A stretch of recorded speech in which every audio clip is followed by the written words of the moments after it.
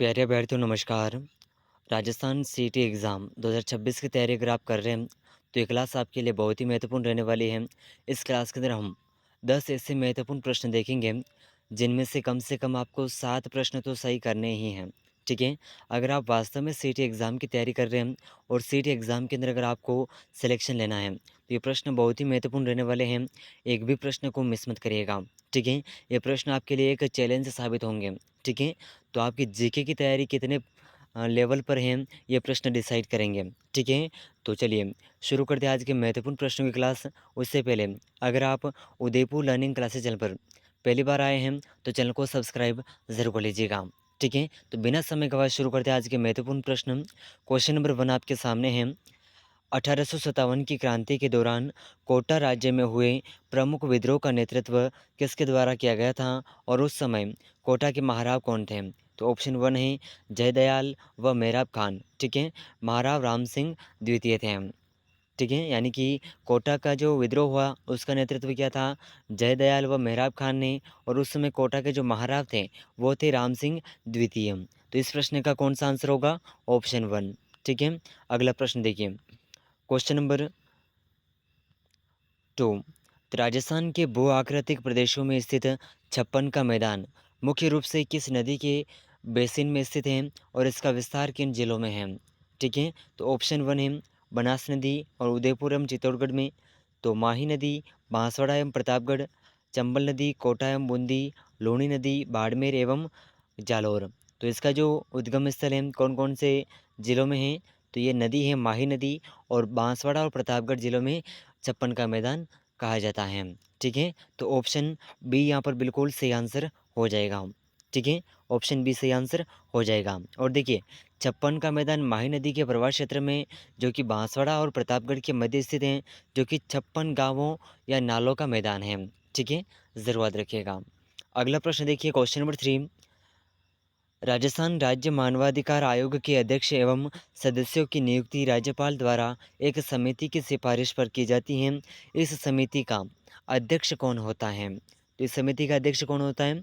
Option C राज्य का मुख्यमंत्री। तो ऑप्शन सी यहाँ पर सही आंसर हो जाएगा, ठीक है? अगला प्रश्न देखिए, क्वेश्चन नंबर 4 है कि बिजोलिया किसान आंदोलन के द्वितीय चरण, जो कि 1916 से 1923 का था, इसका कुशल नेतृत्व किसने किया तथा ऊपरमाल पंच बोर्ड की स्थापना किस वर्ष की गई थी? तो ऑप्शन 1 साधु सीताराम दास 1913, विजय सिंह पथिक 1917, माणिक्यलाल वर्मा 1920 और हरिभाऊ उपाध्याय 1922। तो ऊपरमाल पंच बोर्ड की स्थापना किस वर्ष की गई? विजय सिंह पथिक द्वारा 1917 में, ठीक है? ऑप्शन बी यहाँ पर सही आंसर होगा। अगला प्रश्न देखिए, क्वेश्चन नंबर 5।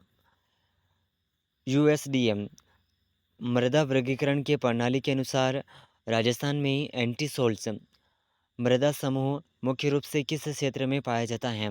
तो देखिए पश्चिमी शुष्क एवं अर्ध शुष्क मैदानी भाग में यह मृदा समूह मिट्टी का जो समूह है पाया जाता है, यूएसडीएम, ठीक है? चलिए, तो देखिए इसमें एंटीसोल्स मतलब रेतीली, हल्की पीली और भूरी मिट्टी सम्मिलित होती है, और राजस्थान के पश्चिम एवं पश्चिमी शुष्क तथा अर्ध शुष्क क्षेत्रों में सर्वाधिक ये मिट्टी पाई जाती है। अगला प्रश्न देखिए, क्वेश्चन नंबर 6। संविधान के किस अनुच्छेद के तहत राज्य विधानमंडल द्वारा पारित किसी विधेयक को राज्यपाल राष्ट्रपति के विचारार्थ सुरक्षित रखा जा सकता है? तो यहाँ पर कौन सा विधेयक होता, कौन सा अनुच्छेद है? तो देखिए अनुच्छेद होगा 200, ठीक है? ऑप्शन सी होगा सही आंसर। और देखिए अनुच्छेद 200 के अंतर्गत राज्यपाल विधानमंडल द्वारा पारित विधेयक को राष्ट्रपति के विचारार्थ आरक्षित रख सकता है, ठीक है? अगला प्रश्न देखिए, क्वेश्चन नंबर 7 है। राजस्थान के प्रसिद्ध चित्तौड़गढ़ दुर्ग में स्थित विजय स्तंभ के वास्तुकार कौन थे तथा इसमें कुल कितनी मंजिलें हैं? तो इसके वास्तुकार कौन थे?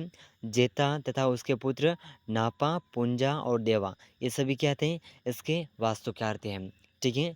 और इसके कितनी मंजिलें हैं? तो 9 मंजिलें हैं विजय स्तंभ में, ठीक है? तो ऑप्शन बी यहाँ पर बिल्कुल सही आंसर हो जाएगा। अगला प्रश्न देखिए, क्वेश्चन नंबर 8 है, जो कि आपके सीईटी एग्ज़ाम से संबंधित है और कंप्यूटर का क्वेश्चन है। तो कंप्यूटर नेटवर्किंग में ओएसआई मॉडल जिसे कहते हैं ओपन सिस्टम्स इंटरकनेक्ट कनेक्शंस। तो इसकी कौन सी लेयर डेटा के एन्क्रिप्शन और कंप्रेशन के लिए ज़िम्मेदार होती हैं? तो ये है प्रेजेंटेशन लेयर। तो ऑप्शन बी होगा यहाँ पर सही आंसर।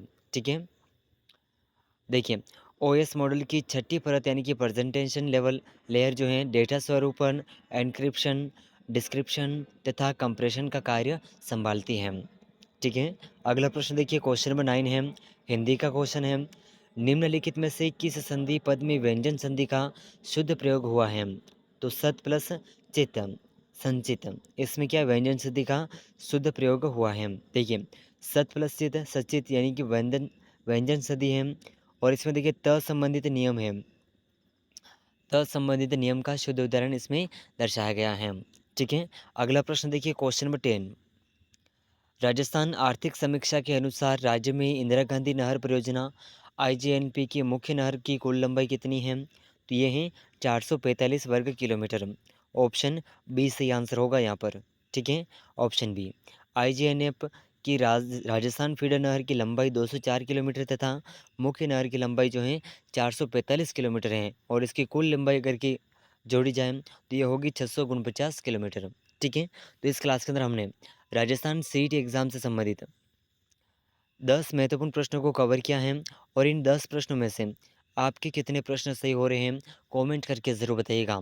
अगर आप सीईटी एग्ज़ाम की तैयारी कर रहे हैं तो कम से कम 7 प्रश्न इनमें से आपके सही होने ही चाहिए। ठीक है, तो ये क्लास कैसे लगी कमेंट करके ज़रूर बताइएगा। और अगर आप उदयपुर लर्निंग क्लासेस चैनल पर पहली बार आए हैं तो चैनल को सब्सक्राइब कर लीजिएगा। ऐसे ही महत्वपूर्ण प्रश्नों की क्लासेस आपको रोज़ाना इस चैनल पर देखने को मिल जाएगी।